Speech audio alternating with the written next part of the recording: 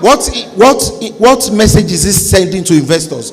What message is this sending to you if it says the only PPP project that we have should be cancelled, and it wants a PPP project at the light rail? So just compare what he's saying. Okay, thank you. Okay. All right, my question. Sorry. Just a clarification. One more, please, quiet. A clarification on the Lekki toll gate. Mr. Ambode has been in government for, 27 years? And I stand to be corrected. The Lekki toll gate today is not a PPP arrangement. There is no PPP arrangement on the Lekki toll gate. What we said was that particular toll gate was given out as PPP for 50 billion from Victoria Island to Ekpe. It got to VCC and it was stopped. The arrangement, the concession was stopped, and the concessionaire was giving 80 billion even without connecting to Ekpe. It is now government and government alone. So what is being terminated is not a PPP arrangement. Jimmy Agbaje has not said that he's going to terminate the PPP arrangement on the Ikoyi-Lekki toll, on the Ikoyi-Lekki link bridge. That will remain as PPP because it is new, because there is an alternative for the people. But that Lekki toll one is no longer a PPP arrangement. So we are not saying that we're discouraging those who want to do partnership with government. Thank you. Okay, are you? No, because you see, there's a misinformation here. Hold on, please. Let's hear the candidate. I need to ask a new question. You want to ask a question? Yeah. Go ahead. So let's move on, please. My question is around the mega city. A mega city requires a number of things, and two of them, to my mind, will be electricity and broadband infrastructure. Beyond what has been done today, what would be your initiatives to improve access to electricity for businesses and also access to broadband infrastructure for businesses in Lagos? Yes. With regards to power, thankfully the federal government has privatized power. And what that means is that with time, it can only get better. Because don't forget that people have gone out taking heavy loans to bring about power. They must make a success of it. So in the interim, what the state government should be doing is how to supplement. And so the IPP that is being done in terms at least of the government facilities is a good idea. But bearing in mind that it is temporary, because as power improves, then there'll be less need for that. In terms of broadband, again, you must have this. And that's why you will find that we're talking about even encouraging our younger ones, where we're going to provide what we call free Wi-Fi hotspots. And basically what you have is that, for example, our local government councils, there must be places where our younger ones can go and access internet facilities, especially outside Lagos metropolis, in Ekpe, in Badagry, in Ikorodu, because it's a source of knowledge. It's a source of transactions. Our business people, our small-scale people, should be able to go there and transact business. It's not something that can be done. We're not going to wire Lagos overnight, but we can begin to have these spots so that this can happen. And then we leave it to the Mrs. Okwekes and and those who benefit from main one cable to give the bigger services. But as an interim measure, that's the kind of thing that we're thinking about. Thank you. Can we ask the APC candidate to respond to that question? Would you like the question again? No. Okay. Power and provision for electricity is the mainstay and the responsibility of the federal government, which is a PDP government. What you have today in Lagos, the demand for electricity is 9,680 megawatts. What they are giving you is less than 900 megawatts. It's a shortfall of almost 9,000. But be that as it may, what is Lagos State government doing, and what are we doing? We've supplemented that with the Independent Power Project scheme, in which we are able to light up all your public utilities and all the streets and the general hospitals. What do you have in return? Rather than the federal government allowing us to provide you, investors and businessmen, this source of electricity, they blocked it.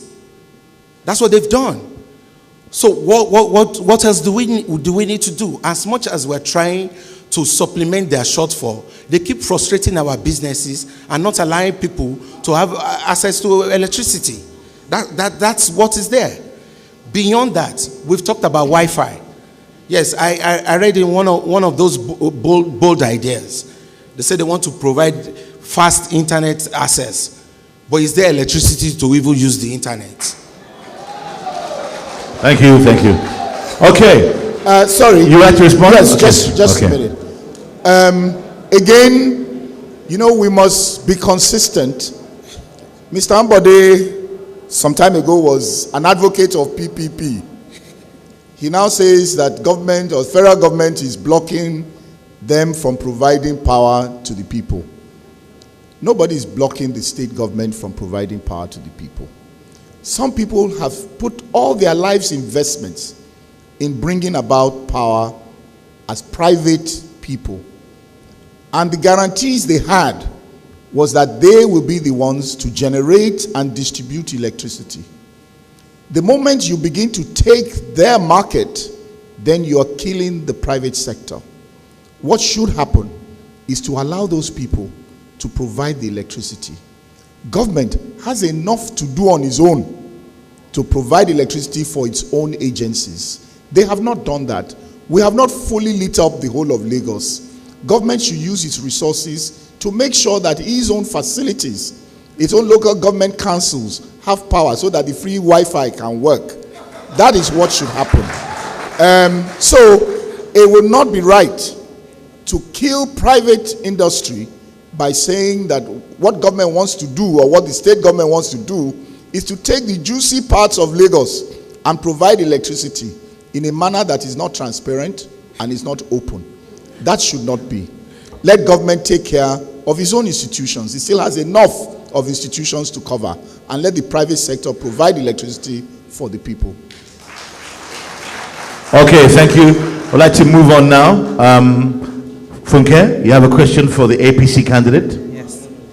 As residents and people doing business in Lagos, we are often held to ransom by our dear area boys who accost us as we are trying to move around the state, or we're hauling goods and equipment for our businesses. What are your plans to reform this menace on the streets of Lagos and positively engage our youth, these touts in Lagos? We've done it before, and we'll continue to improve on it.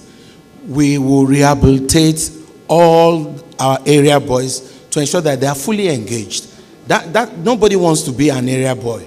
Once they are engaged and they have, jobs to do and earn income. We've done it in the area of landscaping and the greening of Lagos. We took a whole number of them off the streets, and that's why you see those people who are maintaining the greeny part of Lagos. That the people that were rehabilitated. We will continue to do that. We will also ensure that we enforce all our laws that are against area boys. Nobody wants to be tagged an area boy. We want to create more jobs for our younger ones so that we can take all of them off the streets. And that's why we're having all this scheme. Okay, will the PDP candidate like to respond to that, please, sir? Yeah, I think very quickly. We've got to address education. We've got to address technical and vocational skills. A lot of these people did not have good education. And again, the Lagos state is guilty. We still have in our Lagos, as at the last O-level results, where more people failed WASC than those that passed with 5 credits, including maths and English. So a state government where the majority of its children are failing O-levels is only preparing for more area boys. Secondly, we also have a situation where we do not have a local government structure that is set up for governance. Our local government structure in Lagos State is simply a political machinery, and therefore it continues to encourage the rolling out of these area boys, because all the local government does is to mobilize people for rallies, is to mobilize people for politics. We need to begin to look at our local government as a governance structure that is going to be providing services. We have the last 3 questions from our panelists. Then there's some questions that we've chosen from the audience, which we were going to ask both candidates. If for any reason your question doesn't get asked, it means that both candidates have already covered that aspect, okay? So please do not be upset. If your question is not asked, it means that both candidates have touched upon that subject matter already. The last 3 questions from panelists. So please, once again, can we maintain some decorum and please respect both candidates as they speak. Thank you. Gabriel. The question is for the PDP candidate, please. Thank you. The next question. What are your plans to take real estate and housing in Lagos to the level that is consistent with your vision for Lagos State, and sort out the hurdles that we continue to see, like the Omonile and the very complex land title process? Thank you very much. Well, you say it's the largest housing scheme. It'd be interesting to note how many there are, because even by its own admission, this present government, or those in this present government, say that since 1999 to date, they have produced under 25,000 housing units since 1999. Now, for us, the way forward for housing, because again, Lagos, again by their admission, is nearly 70% slum. And that means that we need to do something different. In doing something different means that we have to look at what is affecting housing in this state. One, the cost of land. Now, the cost of land, yes, Lagos land is gold. But then if you want to build houses for the masses, you must reduce the cost of land. As a partner in the project with the private sector, the cost of land must be contribution of government to near zero, so that you're bringing a cost that brings it down to zero. You are also addressing the issues of approved permits and all, or bureaucracy that is there in building houses. You must reduce that. And then you must accept that building houses today is not like doing hand job where you do a shoe a week. It's about mass production. And therefore you're talking about industrial scale housing. You're doing prefab structures. You're putting them together and you're bringing them up. You're then looking at the other side of it, which is the finance side of it, where you're beginning to partner with the mortgage institutions that will work to roll out, to finance these projects. There must be a measure of guarantee on the part of government in ensuring that once those houses come up, the developers can cash out and build more houses. That in a nutshell is the way we're looking at it.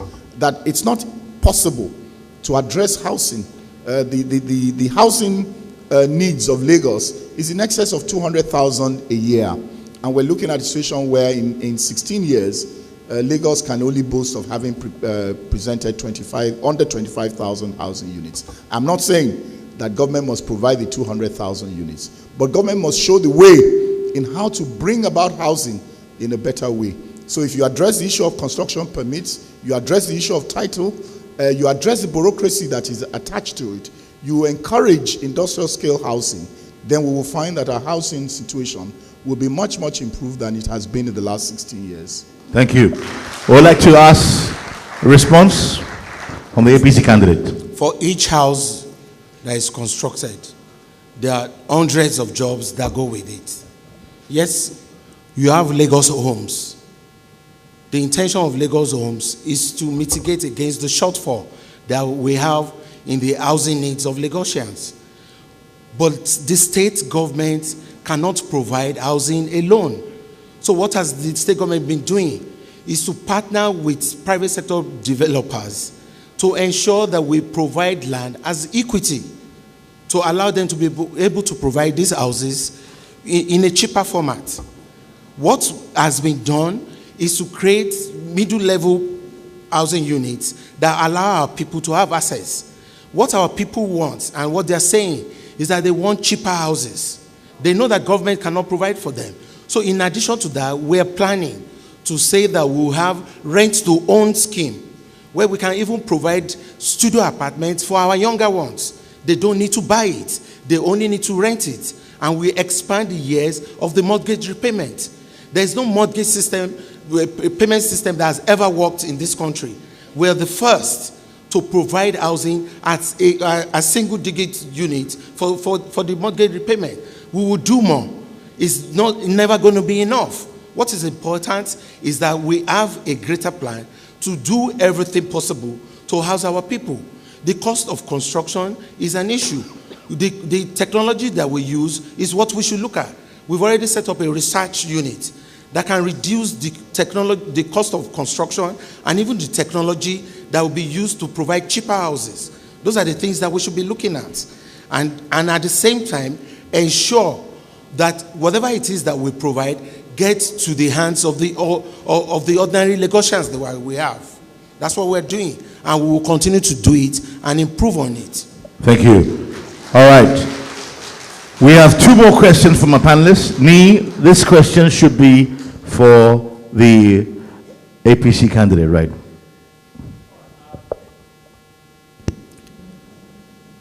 To make it easy for people to understand what you're promising, by 2019, which will be after 4 years, which international city would you want us to benchmark Lagos with?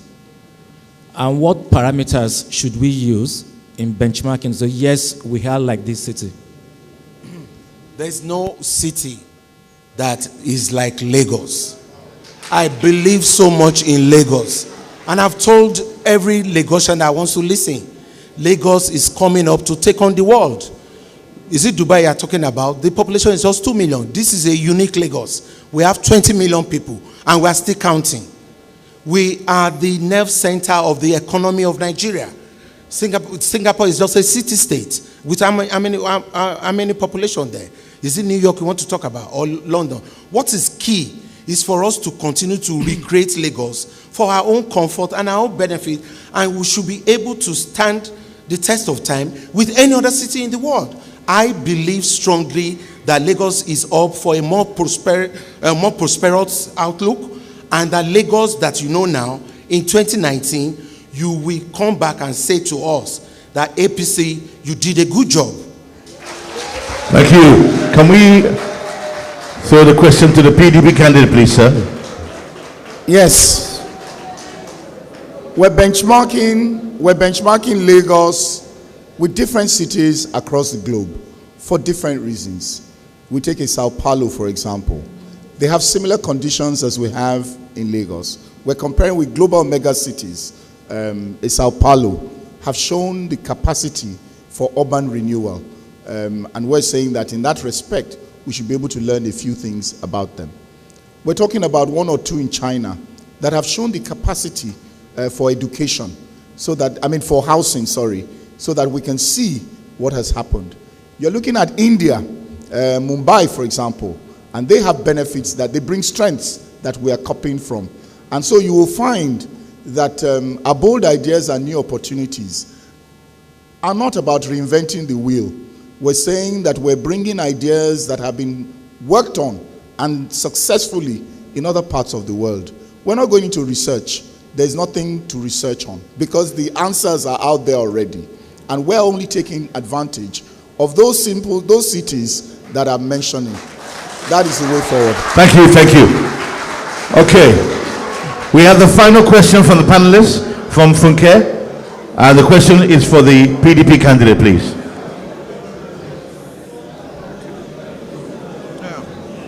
Funke, please. Thank you. Thank you, Can please. we have Thank you. some Thank you. silence? Thank you. My question is about human capital.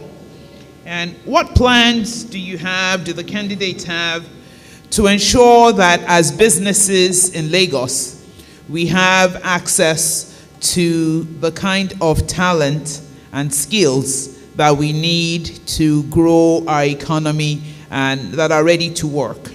Yes, I had mentioned earlier about the realities and that one of it was labor and manpower.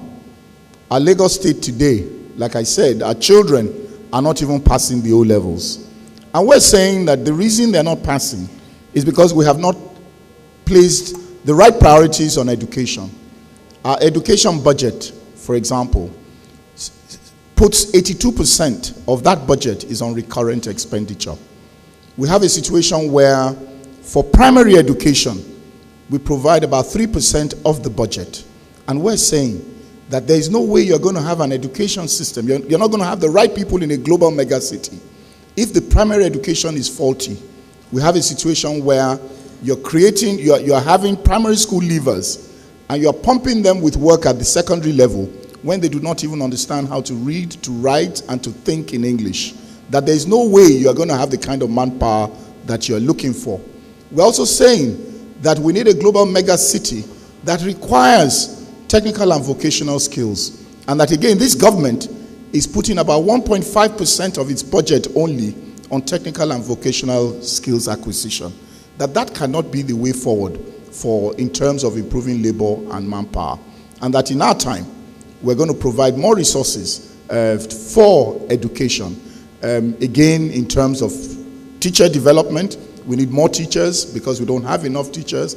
In terms of training, in terms of welfare, and that is important if we want. There's no global megacity that thrives without having the proper labor and manpower skills. Thank you. Can we, so the question, please, thank you. Can we get a response from the APC candidate, please? We're talking about the labor gap that we're having, and then where can we get the requisite skills to feed into our industries. The future of Lagos is more on technical and vocational education. We need to start to place emphasis, not necessarily on what they're doing, but on recognizing them and giving them scholarly advice to allow us break into those jobs that the foreigners have been taking up. That's what we need to embellish. Beyond that, in our tertiary institutions, we need to start looking at new curriculum that actually fits into the labor gap that we are having. Outside of that also, when you look at even the JAMB results, only 30% of those people who take JAMB actually pass. So what's going to happen to those 70%? They don't go to school, they don't get any work, but what is our intention? We'll create more jobs for these people to work, and at the same time introduce online courses in our tertiary institutions. People can go to work and also school, and then we expand the labor markets to allow us feed into the gaps that we have in the industry. So that's what we're going to do. It's not about the statistics that my opponent is talking about. It's about expanding the ideas behind allowing everybody to have access to jobs. And that's what we will do. Thank you, thank you, thank you.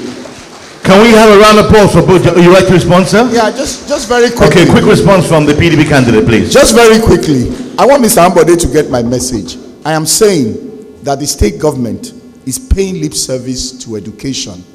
It is not putting its money where its mouth is. That's absolutely untrue.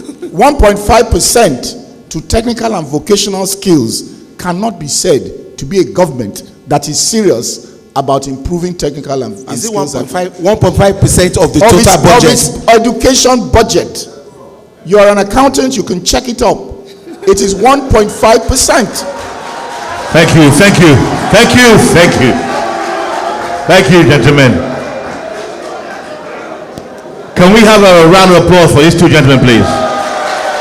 Now you can clap. Come on now. You can clap now, all right? All right. Please, okay. Now, thank you. Can we simmer down? Now, what we're going to do is this, okay? We know these two gentlemen are very big. Thank you in the back row. Thank you. What we're going to do, I'm going to ask Kunle, please. Okay, we're only going to take 3. Kunle, please, pick the 3. All right, and we are going to give the candidates a minute and a half each. Only a minute and a half each to respond. Okay, Nee, can you help me keep the time? My name is Chief Dr. McGeorge Onyong. I am the Chief Executive of Jeffcon Oil and Gas, and I'm the Chairman, PDP South Board of Trustees in Lagos State. My question is this. This is who I am. My question is this. What are the candidates planning to do about corruption in Lagos State? Thank you very much. It's a PDP question. Panelists, should that be allowed? Mr. President, should we allow it? Okay. Who is the question directed at, please? Both of us. For both candidates. Okay. Would you like to take that question first? Why not? Okay.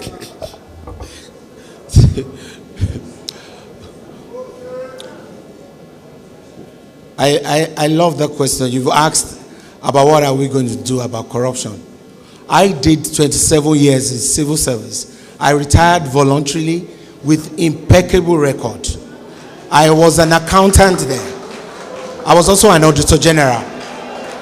There is nobody else that can talk so much about controls or ensuring accountability than myself.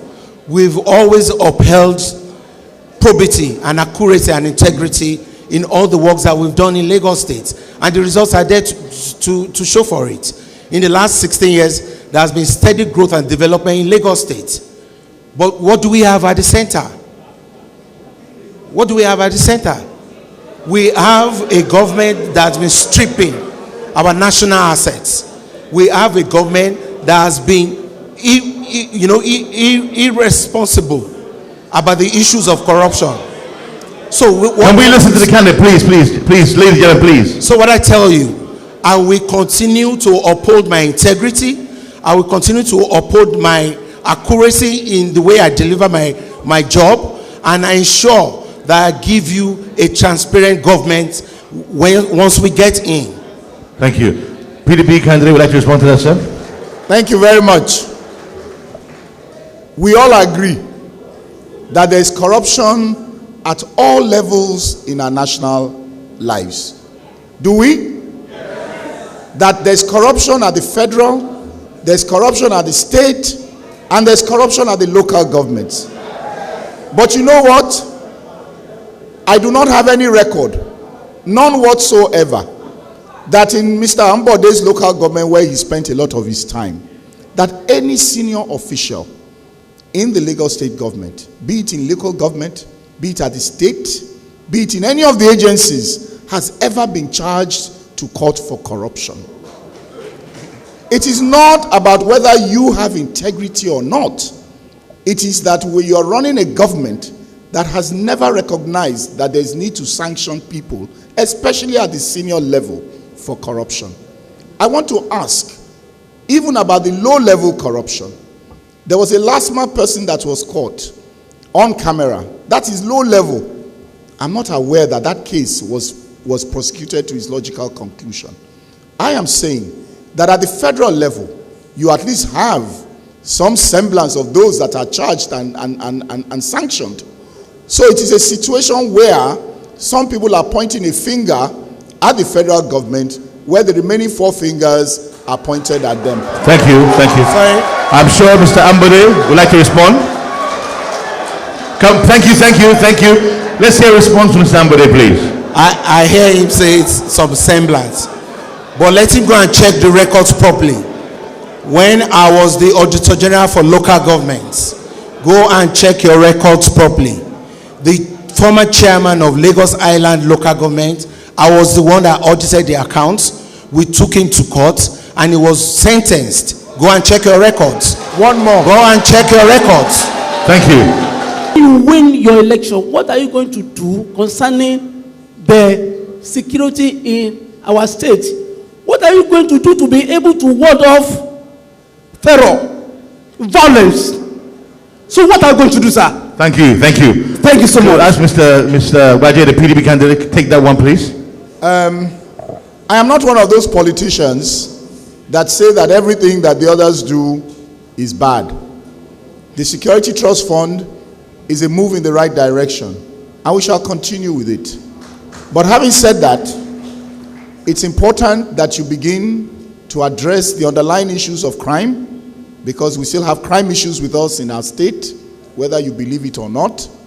It's important that we continue to work with the security agencies in improving security.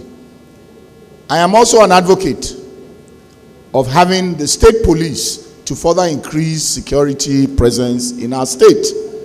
And I look forward to the president who has said that when he wins the elections, come May 29th, that the recommendation of the National Conference that does agree to have state police will further enhance the security situation in our state if and when approved. So it's for us to continue to cooperate with the security agencies to ensure that they are enabled to do their work properly. Thank you. Can we get a response from the APC candidate, sir? I'm happy my opponent said he's an advocate of state police.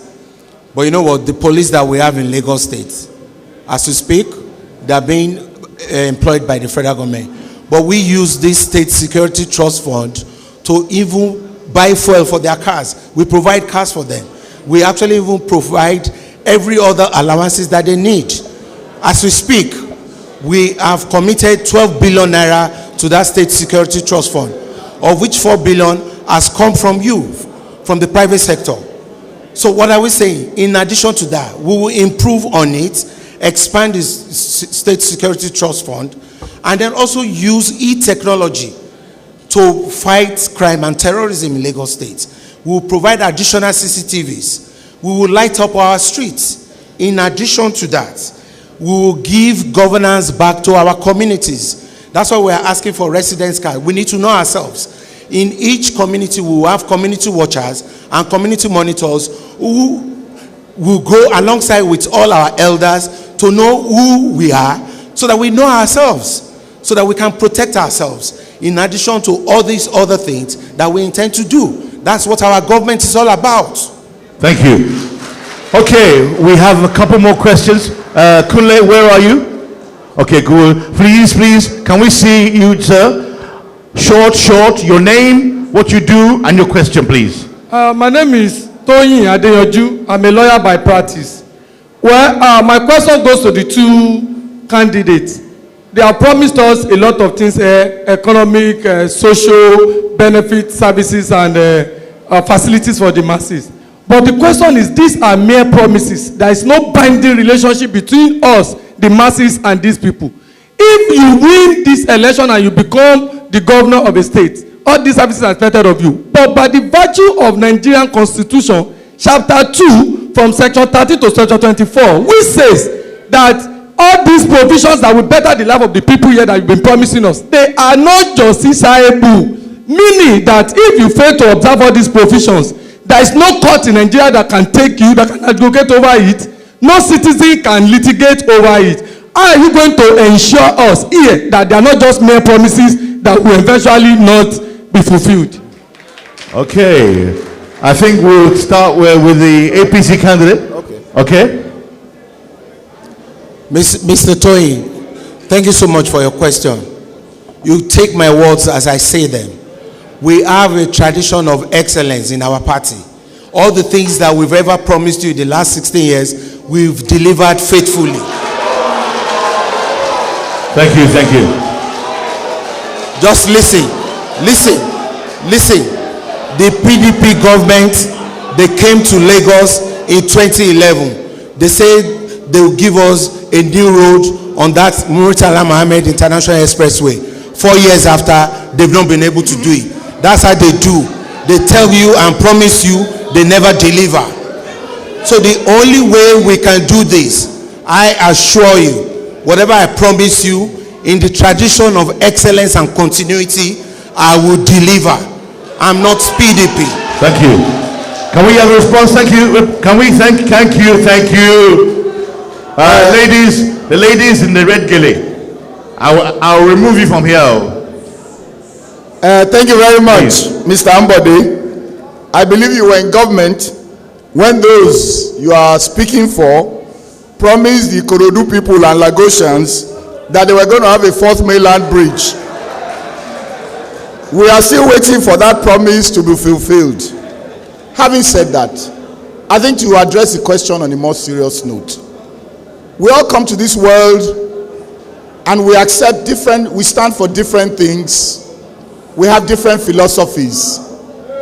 Some of us come from a background that what matters is the name you have. What matters is the values that you keep. That you do not come and make promises that you have no intention to make. You have a serious sense of purpose. You have a sense of history.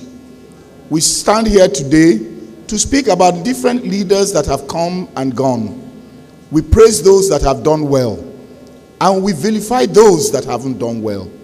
I think what matters is that I stand before you as someone who has a sense of history, that I want to be remembered as someone who is a person of integrity, who speaks what he means, who does to the best of his ability, knowing that God makes or you propose and God disposes, but that to the best of my ability, whatever I say before you, God will help me to fulfill. Thank you, thank you.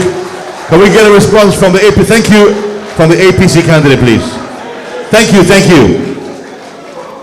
I'm excited that the only example Mr. Agbaje could give was the 4th mainland bridge. Please ask him, how do you get approval to build a 4th mainland bridge across the waters without the approval of the federal government? Of course, they did not approve it. Okay, thank you.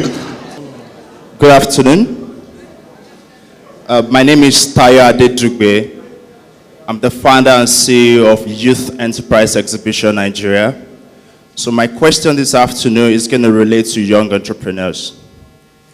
Mr. Ambode, earlier you said that you will create a fund for entrepreneurs. So I would like to know, are the funds with zero interest rate? Is it a grant? And if it's coming with an interest rate, at what percentage are you giving? And I would like to know what Mr. Agbaje would like to do for young entrepreneurs as well. Thank you. All right, sir. You'd like to take that one, Mr. Agbaje, please? PDP? Yes, thank you. I think in terms of young entrepreneurs, we've made it very clear that it's important. A lot of our youths today, school leavers and graduates, are not prepared for the job market. They don't have the right entrepreneurship skills. And so we must put in place something that allows them to be polished, so to say, similar to what you have in our banks today, where when you pass interviews, the banks take you back to their training school for some 3 to 6 months to be able to polish you up, so to get into the working life. So we're saying that we're going to have the job portals where we're going to identify those that require these skills, where we prepare them for jobs. We're also saying that it's important that Lagos State government, again, it's not reinventing the wheel, it's what has been done elsewhere, that we will provide 5% of our procurement budget specifically for the youth. The idea is to give them patronage where they know that they are guaranteed at that level to have work for themselves, but more importantly, to chalk up experience so that they can say that they have experience and in moving on, they can get something. We're also saying that we're taking a cue from the federal where we have the local content law that says that when government gives out contracts, that those in the community, the young ones in the community, must be employed by those that government gives its money to. These are some of the ways, apart from the skills acquisition projects, again, in terms of finance, we have to partner. Many of our young ones, our entrepreneurs, do not even know where to get money from.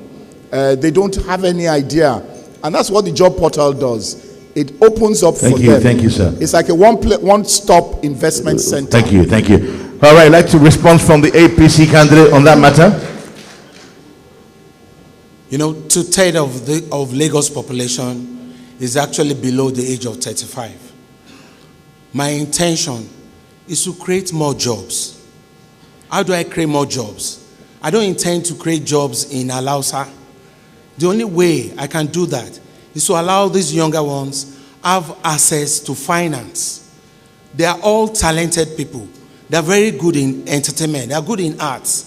They are very creative. They are very innovative. Beyond the fact that we want to create business support centers for them, this financing will allow these younger ones to have access to cheap finance. I don't want to compete with the banks. All I want to do is to allow this money to reflect the economy and then maybe just charge for administrative costs, which is not going to be beyond 2%. because we need to maintain what they're doing. If I'm able to give a young person that just wants to do maybe shoe making or even tailoring with 200,000, that tailor will be able to employ additional 5 people. That's what I want. I want all my younger ones to go off the streets. So I'm not going to start competing and say I want to give them interest rates. No, because the money keeps revolving, and this is the way it is. We will commit 5 billion every year to that scheme. It's called Employment Trust Fund Scheme, of which even the private sector will add their own. But in case they don't add too early, that's where our own contribution will come. And then we have 5 divisions in Lagos State: Ikeja, Badagry, and Island. Each one will have 1 billion each year. Thank you, sir. My name is Amotike Balogun. I'm a tax consultant. And I have 3 questions. The first one is very short. The first one is the Lekki toll, because I stay on that axis. Mr. Ambode, would we still have it? Will we still have to pay for it? And if yes, why? And for Mr. Jimmy Agbagbe, if we won't have to pay for it, why do you think so as well? Then secondly, I understand Alpha Beta takes 10% of whatever we make in Lagos. Why would that continue after you emerge as winner for either party?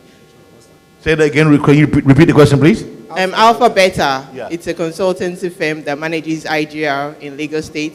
They take 10% of taxes collected from Lagos State citizens. Now I want to ask, if either of you emerge the winner, would we still continue to pay 10% to Alpha Beta? Because I know that 10% could be invested in people like me to, manage us better. And the third question. Only you? You're a very greedy girl, though. I'm so sorry. Now you know why we don't pick women. The third question concerns me because I'm from Ikorodu in Lagos State. And I have noticed that there's nothing that sets me apart from every other Lagos person.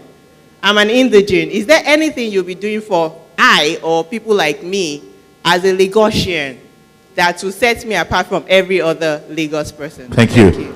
Okay. You take this first, sir? Okay, the first part has to do with the toll gate.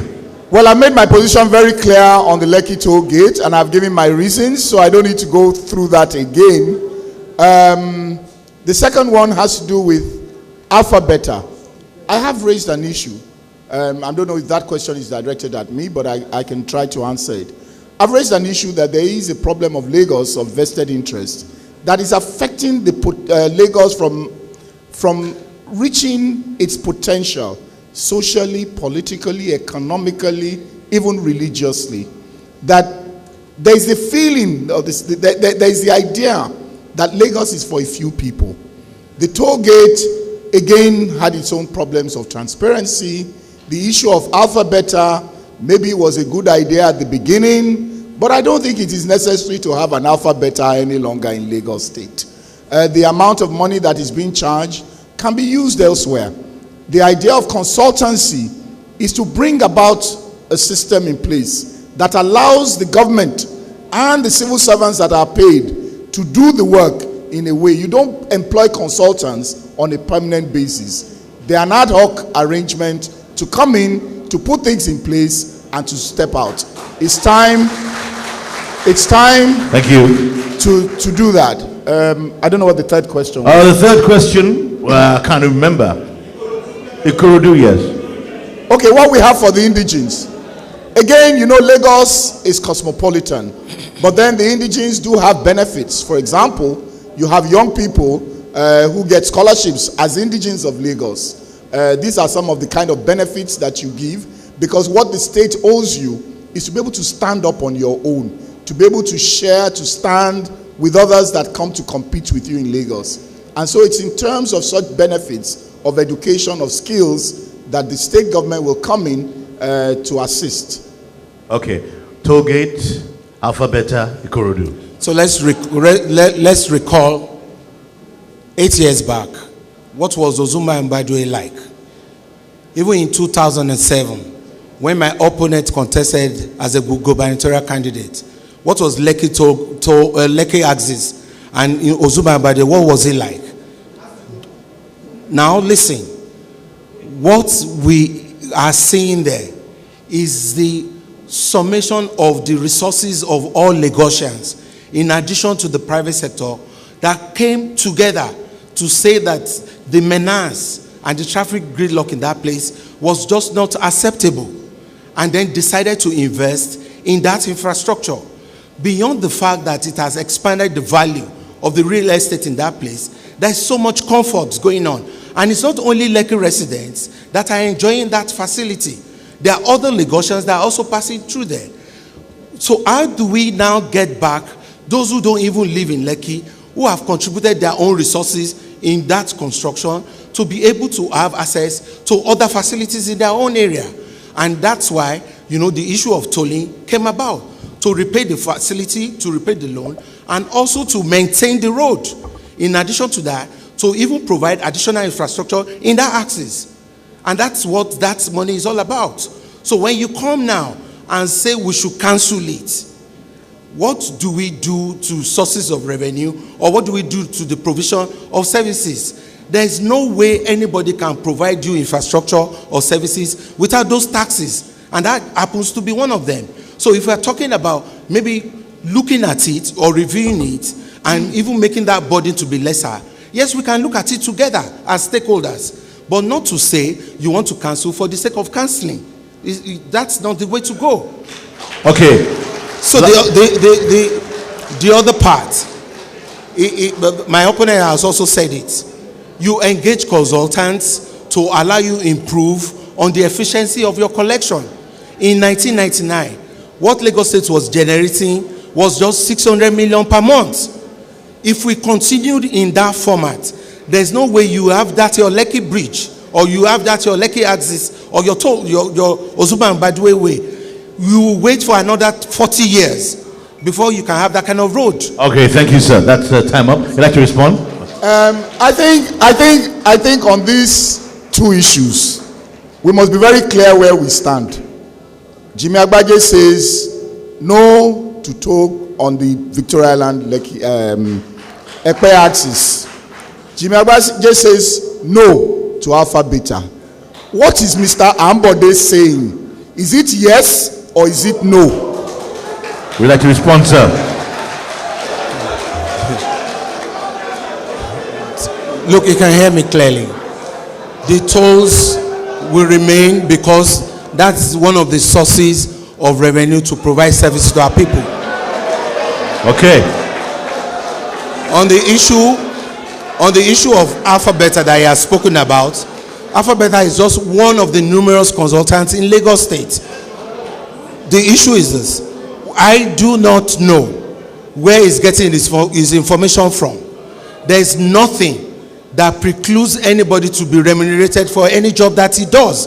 There is an ESCO resolution that binds government into a contract. Oh, please. Let's hear the man. And that's the position.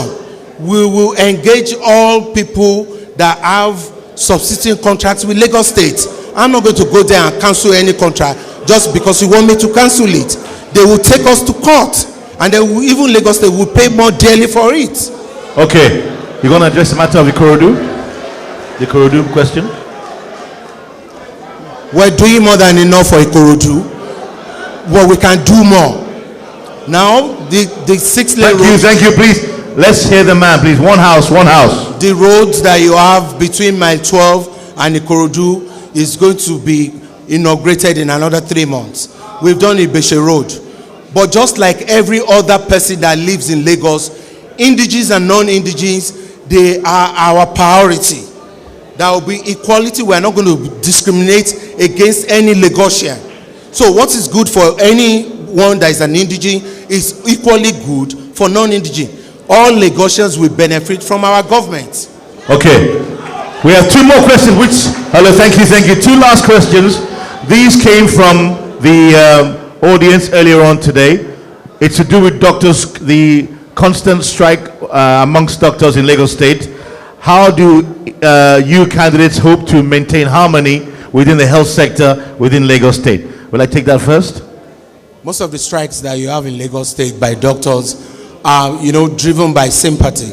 If there are issues relating to federal legislation or federal issues, you expect doctors, when they call all of them out, they also embark on it. Nobody enjoys our doctors being out of hospitals, in the areas that has to do with their welfare, we continue to address it. Even today, the government is meeting with most of the union leaders in the different sectors to review their welfare issues, and we will continue to do it the same way it has always been resolved. Okay, sir. Would you like to take that one, sir? Well, I think there is an attitude on the part of those in government today. There's an arrogance in governance, and it affects a lot of the things that are done, and this is one of them. Is the same way that issues have been dealt with in other areas. There's an issue of our word is final, you take it or you leave it. And I think it's important that government begins to understand that where it cannot carry its people along, then it is at fault. It is important that they're able to sell themselves to the people. At this point in time, I see a government that is not ready, that is arrogant in addressing the issues of a number of its major constituencies. And I can talk about that with the issue of doctors. I can say with the issue of even the Okada riders. I can talk about the issue with market women, with civil servants, that there is an arrogance, and that arrogance will not be that of our own government. Okay. All right, the last question for both candidates. This is a question we got earlier on from the audience. This concerns low-income earners. How do you, candidates, plan to provide shelter for low-income earners and also good public education for their children? Let's take that first, sir. So we did talk about shelter the other time, about housing. And my own plan is to have a rent-to-own scheme that allows those of us who are low-income earners to have access to good shelter. On the education.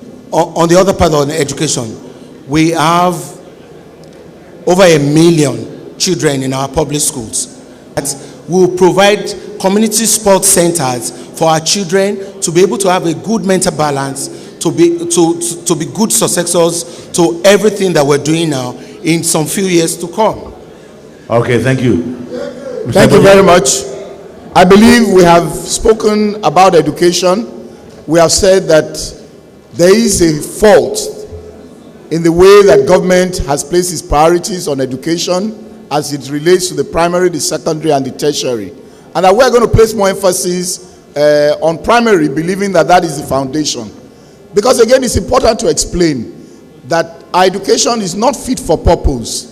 Those that have changed our world today, that we use the Facebook and Apple computers and all, are people who are considered university dropouts.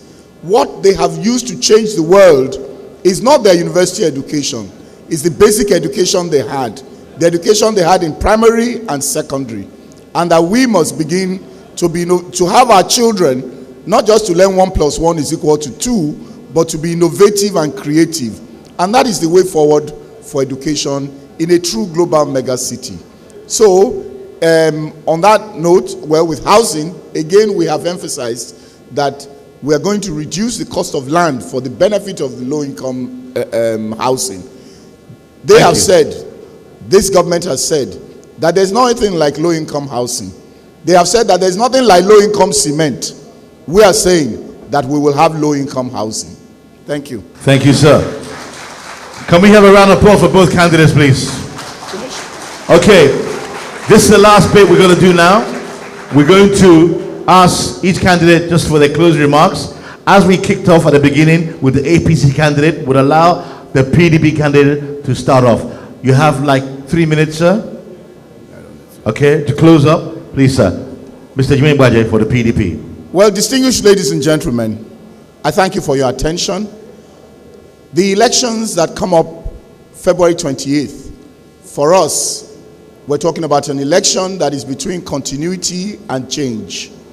And that is the decision before the people of Lagos. On our part, we recognize that there has been some progress in our Lagos, but we do not believe that Lagos has received value for money. Over 4 trillion naira after, we don't believe that the major issues that are needed to grow a mega city are in place. and that is especially as regards education, as regards the health of the people, as regards transportation, as regards jobs creation. We're saying that a government that has been there for 16 years cannot be talking about new ideas. We are coming to the table and saying that we're not coming to reinvent the wheel. We're coming with bold ideas that we have taken from different parts of the world, including our country, and that will bring this to the table to provide new opportunities for our population, because we want to have a true global mega city, one that works, one that we can be proud of, and that over the years, as the years come by, in the next 10 years, that you can say that yes, we have actually gone in leaps and bounds in the last 10 years. We take note that others have come to this state. We had a Jakonde that in 4 years was able to change the scene. We have a situation in Lagos that there is also one where we have to unleash the potential of Lagos. We believe that those in government today, or those that own the government of the day, are keeping Lagos under some kind of shackle, and that it is time for us to break those shackles so that Lagos can grow. Thank you, thank you, thank you. Can we please be seated? Thank you, thank you, thank you. Thank you, thank you. You have been... Let's hear from the APC candidate. Closing remarks, sir. You have 3 minutes, sir. I want to thank the panelists. Hold on, please. Can we hear the same way we heard Mr. Agbaje? Can we hear Mr. Ambode, please? I want to thank the panelists. I also want to thank the audience for listening to all that I've always wanted to pass across. I represent a tradition of excellence and continuity. I represent the best of public service and the private sector with the requisite international and local exposures. I represent the best from the stable of All Progressives Congress that has produced a Lagos State economy that has a AA positive rating from Fitch. Lagos State cannot afford to substitute experiment for experience. Any first-class business entity can understand what it means to entrust an employee that has 27 years experience to his business. An employee who has trained himself and retrained himself. An employee who has traversed the public sector and the private sector. I dare say I am that employee. And then what is it that we're talking about? Yes, they have said Lagos is working. We want Lagos to continue to work. They have said... Thank you, thank you, thank you. They have said we have good governance. Yes, we want to continue to have good governance. They have said they are not coming to reinvent the wheel. Then that means they are happy with what we are doing. The only thing they are saying that they have bold ideas. But these ideas, are they new? The answer is no. There's nobody, none of us, as an investor, will leave his business to an intern. It's not going to happen. When you look at what is happening in banks, there is no way. Thank you, thank you, thank you. Can we, thank you, APC members, thank you. Let your candidate finish. Let's hear your candidate, please. Thank you, APC, thank you. Thank you. Do you want to hear your candidate or not? I hear Mr. Agbaje, he says he has cognate experience, that beyond his one-shop pharmacy, that he has done manufacturing and that he has produced drugs. But we've checked in the books. Where's the company? So he doesn't have anything beyond the pharmacy. And then the only thing he has next is all about the directorship that he has in businesses. But fantastic. But is that good enough for him to come and govern Lagos State? Thank you, thank you. So I urge all our organized private sector businessmen that are seated here. I take this as an annual general meeting. I want you to ratify me as the next governor of Lagos State, because I believe strongly. Thank you. I believe strongly that what Lagos needs now is continuity. I believe strongly that we have a Lagos that all of us can join hands together and make more prosperous. Thank you. And that's what we will offer you. Thank you. Can we have a round of applause for both candidates, please? And both candidates come forward, please. Hold that pose, hold that. Just stay together. Stay together.